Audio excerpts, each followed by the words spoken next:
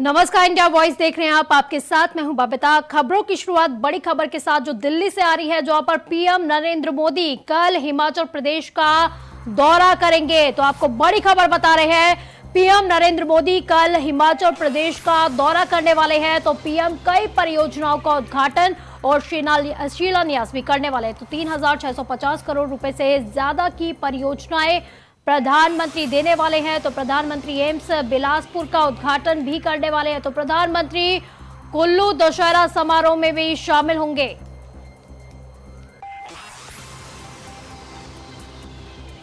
तो दिल्ली से इस वक्त की बड़ी खबर आपको बता रहे हैं, पीएम नरेंद्र मोदी कल हिमाचल प्रदेश जाने वाले हैं। तो काफी अहम ये दौरा बताया जा रहा है। वहीं इनके दौरे को लेकर, इनके आगमन को लेकर काफी सख्त वहां की सभी जितने भी प्रशासन है, जो प्रशासन उन्होंने वहां पे व्यवस्थाएं भी सख्त कर दी है। तो पीएम कई परियोजनाओं का उद्घाटन और शिलान्यास भी करने वाले हैं। तो 3,650 करोड़ रुपए से ज्यादा की परियोजनाएं दे सकते हैं।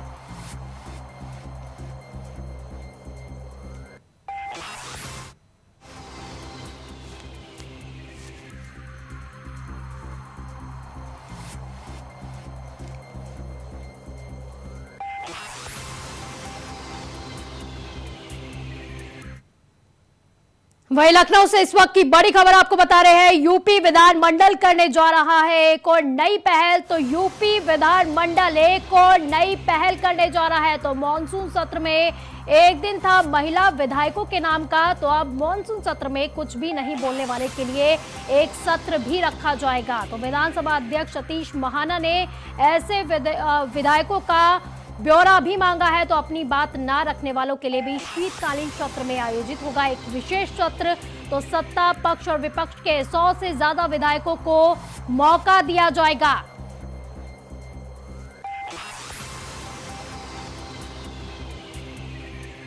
तो लखनऊ से इस वक्त की बड़ी खबर आपको बता रहे हैं, यूपी विधानमंडल करने जा रहा है एक और नई पहल। तो मॉनसून सत्र एक दिन महिलाओं का रखा गया था, तो अब मॉनसून सत्र में कुछ ना बोलने वाले विधायक भी इसमें शामिल होंगे। तो एक सत्र उनके लिए भी रखा जा रहा है। तो विधानसभा अध्यक्ष सतीश महाना ने ऐसे विधायकों का ब्यौरा मांगा है जो अपनी बात नहीं रख पाते हैं। तो शीतकालीन सत्र में आयोजित होगा ये विशेष सत्र। तो सत्ता पक्ष और विपक्ष के 100 से ज्यादा विधायकों को मौका दिया जाएगा।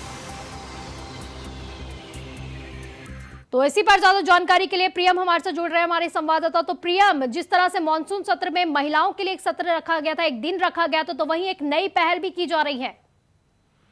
बिल्कुल बबीता, देखिए जिस तरीके से यूपी विधानसभा का मानसून सत्र अभी हुआ था, उसमें एक दिन महिला स्पेशल किया गया। महिलाओं के लिए उनको बोलने का मौका दिया गया ताकि उनकी भागीदारी बढ़े और एक बेहतर मैसेज जो है वो पूरे देश के अंदर जाए। अब ठीक उसी तरीके से उन विधायकों के लिए भी एक दिन जो है वो निर्धारित किया जाएगा जो सदस्य विधानसभा में बोलते नहीं है या बोलने का मौका नहीं मिलता या किन्हीं कारणों से वो बोल नहीं पाते हैं। तो ऐसे में एक दिन उनके लिए स्पेशल रखा जाएगा, जिस दिन केवल उन्हीं विधायकों को मौका दिया जाएगा जो विधायक सत्र में आते हैं लेकिन बोल नहीं पाते हैं किन्हीं कारणों की वजह से। तो इसको लेकर जो इनका पूरा डाटा है वो विधानसभा अध्यक्ष ने मंगाया है और उसी को लेकर अब तैयारी की जा रही है कि आने वाले समय में जो दूसरा सत्र का आयोजन होगा, जो शीतकालीन सत्र होगा, उसमें एक दिन अब ऐसे विधायकों के लिए, ऐसे सदस्यों के लिए होगा जो विधानसभा में अपनी बात को नहीं रख पाते हैं। बिल्कुल प्रियम, क्योंकि विधायकों की तरफ से अक्सर ये शिकायतें भी आती रहती है कि उन्हें बोलने का मौका ही नहीं मिला या बोलने ही नहीं दिया गया। तो उनके लिए काफी खुशी भरी ये खबर है प्रियम। जाहिर सी बात है कि देखिए उनका जो विधानसभा अध्यक्ष है सतीश महाना, उनका लक्ष्य है कि सभी को साथ में लेकर चला जाए और उसी को लेकर कह सकते हैं कि एक बेहतर प्रयास है कि ऐसे सदस्य जो बोल नहीं पाते हैं, जो कोई सवाल नहीं कर पाते हैं, तो उनको भी बोलने का मौका मिले, उनको सीखने का मौका मिले। तो इसके लिए ये एक स्पेशल दिन जो है उनके लिए रखा जाएगा जब ऐसे ही सदस्यों को बोलने का मौका दिया जाएगा। बिल्कुल, अक्सर देखा गया है कि बीजेपी की तरफ से हमेशा से ही नजीरें पेश की जाती है। तो कई मतलब कितना इम्पोर्टेंट ये जो है, क्योंकि नई पहल ये की जा रही है, तो लोगों के सामने एक अच्छी छवि रखने का भी उन्हें एक मौका मिला है। प्रियम, देखिए जाहिर सी बात है क्योंकि अब पूरी विधानसभा की जो कार्रवाई होती है वो लाइव होती है, यानी कि जिस जनता ने अपने प्रतिनिधि को चुना है वो उनको खुद भी देखती है कि उनका जो चुने हुए प्रतिनिधि हैं वो किस तरीके से उनके मुद्दों को उठा रहे हैं। अब ऐसे में उनको मौका देना उन प्रतिनिधियों को जिनको जो बोल नहीं पाते थे किन्हीं कारणवश, तो वो एक बड़ा कह सकते हैं सौगात के रूप में होगा ऐसे सदस्यों के लिए जो बोलने में हिचकिचाते हैं या बोल नहीं पाते हैं, अन्य कई चीजें हैं, तो उनके अंदर भी बेहतरीन कॉन्फिडेंस आए, वो अपनी बातों को रख सके। इसके लिए एक विशेष दिन का ये आयोजन करने का जो फैसला किया गया है, तो उससे कहीं ना कहीं ऐसे सदस्यों को काफी मनोबल भी बढ़ेगा और एक बेहतर मैसेज भी पूरे प्रदेश में, देश में जाएगा। जी, बहुत बहुत शुक्रिया आपका इन तमाम जानकारी के लिए प्रियम।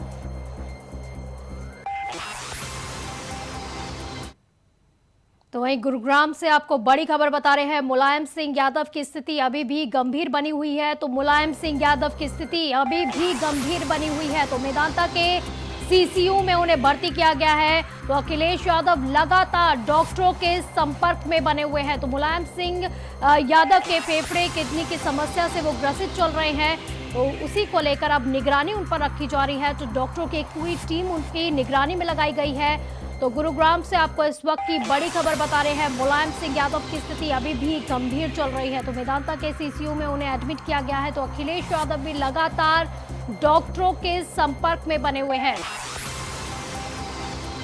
तो अखिलेश यादव पल पल की अपडेट ले रहे हैं मुलायम सिंह यादव के स्वास्थ्य से बनी हुई। तो मुलायम सिंह यादव के फेफड़े किडनी की समस्याओं से वो ग्रसित चल रहे हैं। तो इससे पहले भी वो कई बार मेदांता अस्पताल में पहुंचे थे, लेकिन अगले ही दिन उन्हें डिस्चार्ज किया गया था। लेकिन इस बार काफी गंभीर उनकी स्थिति बनी हुई है। तो वहीं पर उनके लिए हवन पूजन भी किया जा रहा है, प्रार्थनाएं की जा रही है कि उनके नेताजी, कार्यकर्ताओं का यही मानना है कि नेताजी जल्दी से स्वस्थ होकर घर वापसी कर जाएं। तो गुरुग्राम से आपको इस वक्त की बड़ी खबर बता रहे हैं, मुलायम सिंह यादव की स्थिति अभी भी गंभीर बनी हुई है। तो मेदांता के सीसीयू में उन्हें एडमिट किया गया है। तो अखिलेश यादव लगातार डॉक्टरों के संपर्क में बने हुए हैं। तो पल पल के अपडेट वो ले रहे हैं। तो मुलायम सिंह यादव के फेफड़े और किडनी की समस्याएं हैं जिससे वो ग्रसित चल रहे हैं। तो डॉक्टरों की पूरी एक टीम को लगाया गया है उनकी निगरानी के लिए, जो उनके पल पल की अपडेट बता रही है। स्वास्थ्य को लेकर पल पल की अपडेट दी जा रही है। तो गुरुग्राम से इस वक्त की बड़ी खबर आपको बता दें, मुलायम सिंह यादव की स्थिति अभी भी गंभीर बनी हुई है। तो सीसीयू में उन्हें एडमिट कर दिया गया है। तो अखिलेश यादव भी लगातार डॉक्टरों के संपर्क में बने हुए हैं। तो मुलायम सिंह यादव फेफड़े, किडनी के साथ ही कई बीमारियों से ग्रसित चल रहे हैं। इससे पहले भी वो कई बार मेदांता अस्पताल में भर्ती कराए गए थे, लेकिन अगले ही दिन वो डिस्चार्ज हो जाते थे। लेकिन इस बार बताया जा रहा है काफी गंभीर उनकी स्थिति बनी हुई है। तो वहीं पूर्व मुख्यमंत्री और देश के बड़े नेताओं में शुमार नेताजी मुलायम सिंह यादव की तबियत बिगड़ने के बाद अब उनकी अच्छी सेहत के लिए जगह जगह दुआएं की जा रही हैं। जहां मेरठ के इरा गार्डन कॉलोनी में भी पूर्व मंत्री रह चुके फारूक हसन के आवास पर नेताजी के स्वास्थ्य के लिए दुआएं की गई हैं। अल्लाह बीमारी से निजात अता फरमा दे, अल्लाह उनकी बीमारी को दूर कर दे।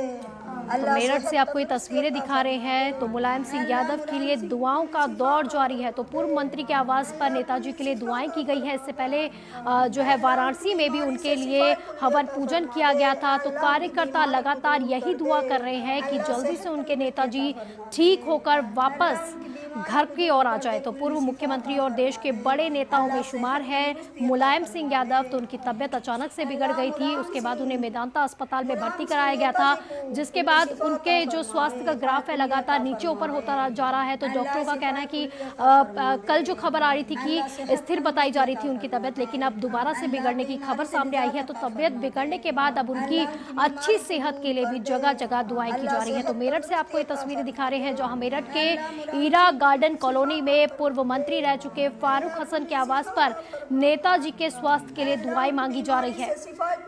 फरमा दे, अल्लाह उनकी बीमारी को दूर कर दे, अल्लाह सेहत तंदुरुस्ती अता फरमा दे।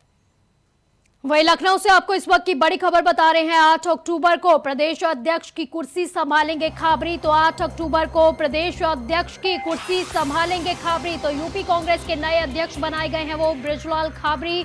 तो 8 अक्टूबर को घोषित प्रांतीय अध्यक्ष भी पद ग्रहण करने वाले हैं। तो संगठन में नए लोगों को जोड़ने का प्रयास किया जाएगा उनके द्वारा। तो पद संभालने के बाद राजनीतिक कार्यक्रम भी किए जाएंगे।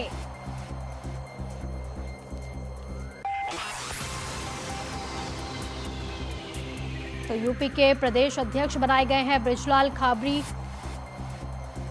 तो लखनऊ से इस वक्त की बड़ी खबर आपको बता रहे हैं। 8 अक्टूबर को प्रदेश अध्यक्ष की कुर्सी संभालने वाले हैं खाबरी। तो यूपी कांग्रेस के नए प्रदेश अध्यक्ष बनाए गए हैं बृजलाल खाबरी। तो 8 अक्टूबर को प्रांतीय अध्यक्ष जो घोषित किए गए थे वो भी अपना पद ग्रहण कर लेंगे। तो इसी पर ज्यादा जानकारी के लिए हमारे साथ हमारे संवाददाता प्रियम हमारे से जुड़ गए हैं। तो प्रियम, 8 अक्टूबर को प्रदेश अध्यक्ष की कुर्सी संभालने वाले हैं खाबरी। बिल्कुल, देखिए लंबे समय से जो विधानसभा का चुनाव हुआ उसमें जो नतीजे आए उसके बाद प्रदेश अध्यक्ष उस समय के तत्कालीन कांग्रेस के अजय कुमार लल्लू जो थे उन्होंने अपना इस्तीफा दिया था। उसके बाद लंबे समय से ये पद कांग्रेस प्रदेश अध्यक्ष का खाली चला, जिस पर अब पार्टी आलाकमान की तरफ से बृजलाल खाबरी को जो है वो अध्यक्ष पद के लिए नियुक्त किया गया है। और 8 अक्टूबर को जो बृजलाल खाबरी हैं वो अपनी कुर्सी को संभालेंगे, अपने पदभार को संभालेंगे। इसको लेकर बड़े स्तर पर तैयारियां की जा चुकी हैं। 8 अक्टूबर को घोषित प्रांतीय अध्यक्ष जो हैं, जो 6 प्रांतीय अध्यक्ष के नाम की घोषणा करी गई थी, वो भी अपने पद को जो है वो ग्रहण करेंगे। संगठन में नए लोगों को जोड़ने के लिए पूरा प्रयास किया जाएगा और लक्ष्य होगा कि 2024 के चुनाव को ध्यान में रखते हुए किस तरीके से पार्टी को मजबूत किया जाए, राजनीतिक कार्यक्रम कैसे किए जाएं, लोगों को कैसे जोड़ा जाए। जो कांग्रेस की लगातार स्थिति का जो ग्राफ है वो अगर आप देखें तो प्रदेश के अंदर गिरता रहा है पिछले लंबे समय से, तो उसमें परफॉर्मेंस को कैसे बेहतर किया जाए। 2019 के जो नतीजे थे या फिर 2022 का जो नतीजा अगर आप देखें तो महज 2 विधानसभा की सीटें कांग्रेस पार्टी जीत पाई। तो ऐसे में पूरा प्रयास होगा कि कांग्रेस पार्टी को मजबूत किया जाए, कांग्रेस पार्टी जो है वो बेहतरीन प्रदर्शन कर सके आने वाले, चाहे वो निकाय चुनाव हो या फिर लोकसभा के चुनाव की बात की जाए। दोनों ही चुनावों में पार्टी को मजबूत करने की जिम्मेदारी जो है वो बृजलाल खाबरी को दी गई है। उन्हें प्रदेश अध्यक्ष किया गया है। एससी कोटे से जो है वो आते हैं, शेड्यूल कास्ट से आते हैं। तो ऐसे में पिछड़े वर्ग जो है उसको साधने का कहीं ना कहीं इनके जरिए पार्टी की आलाकमान की तरफ से प्रयास किया गया है और बड़े जिम्मेदारी जो है पूरे प्रदेश की अब बृजलाल खाबरी को दी गई है। देखना होगा कि किस तरीके से उनका परफॉर्मेंस रहता है, क्या कुछ उनकी रणनीति रहती है और किस तरीके से पार्टी को मजबूत करने को लेकर वो प्रयास करते हैं। 8 तारीख को खाबरी और उनके प्रांतीय अध्यक्ष जो हैं, जो 6 प्रांतीय अध्यक्षों की जो नाम की घोषणा करी गई, वो भी उनके साथ में अपना पदभार को 8 तारीख को ग्रहण करेंगे। जी बिल्कुल प्रियम, जिस तरह से बृजलाल खाबरी के बारे में आ रहा है कि दलित चेहरा है और दलितों को साधने की कोशिश की गई है, वहीं जो प्रांतीय जो अध्यक्ष चुने गए हैं उनसे भी आगामी चुनावों को देखते हुए उनके चेहरों को चुना गया है। प्रियम, बिल्कुल जाहिर सी बात है कि इस बात का पूरे समीकरणों को ध्यान में रखा गया है कि किस तरह से पार्टी जो है वो बेहतरीन परफॉर्मेंस करे, कैसे चुनाव में क्या रणनीति रहेगी, क्या वो समीकरण रहेंगे। इन सभी चीजों को लेकर पूरा प्रयास किया गया। उसी के आधार पर इन प्रांतीय अध्यक्षों की और प्रदेश अध्यक्ष के नाम की घोषणा करी गई है। जी बहुत बहुत शुक्रिया आपका इन तमाम जानकारी के लिए प्रियम।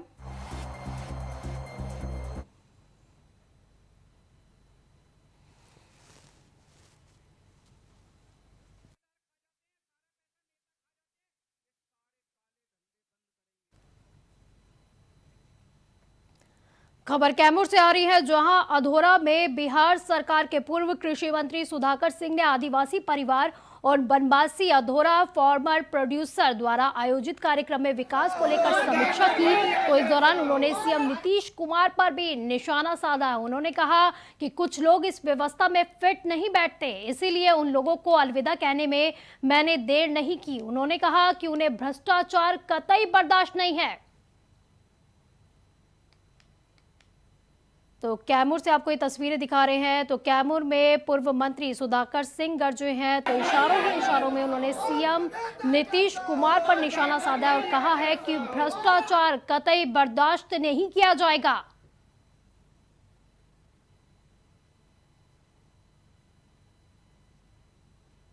तो वहीं सीएम नीतीश कुमार का भी एक बयान सामने आया था, जिसमें उन्होंने सुधाकर सिंह पर निशाना साधा था और कहा था कि उनके जाने से पार्टी को कोई फर्क नहीं पड़ता है। तो उसी का उन्होंने जवाब देते हुए कह दिया कि भ्रष्टाचार कतई बर्दाश्त नहीं था, इसीलिए पार्टी छोड़ी है।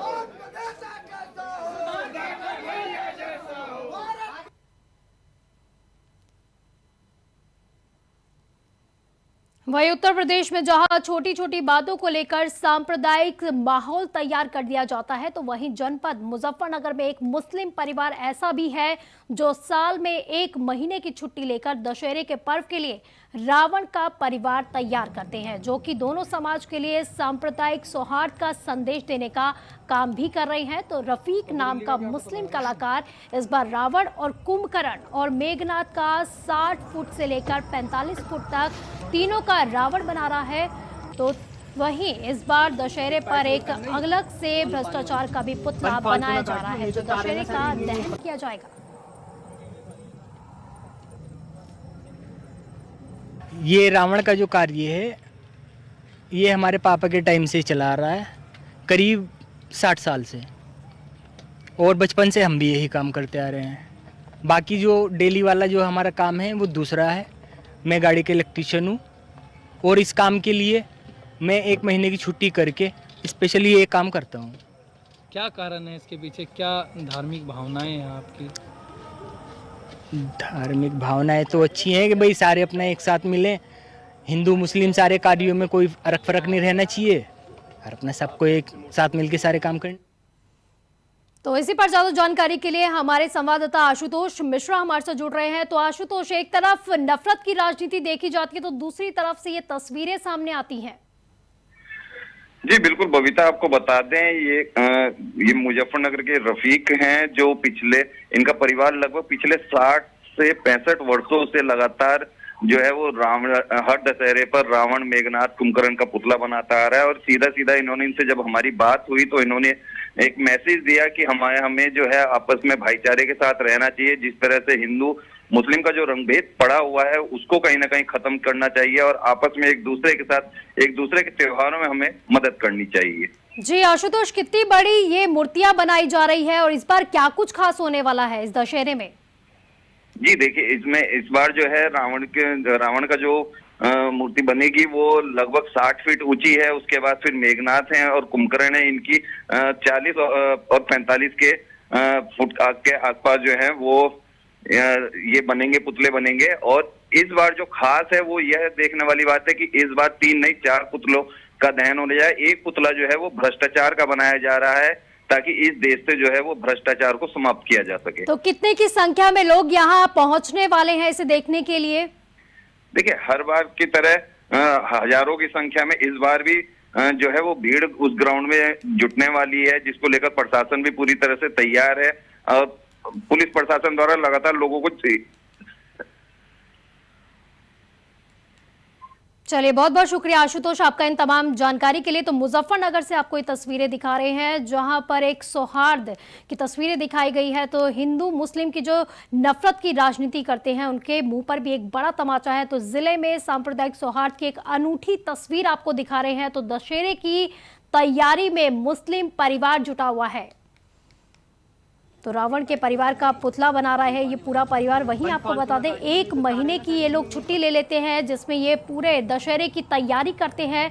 तो दशहरे पर रावण दहन किया जाएगा। तो ये पूरा जो रावण का पुतला है, तो ये पूरा परिवार, मुस्लिम परिवार जो है, जो इसका पुतला बनाता है, फिर दहन किया जाता है। बुलेटिन में फिलहाल के लिए बस इतना ही। आप देखते रहिए इंडिया वॉइस। नमस्कार।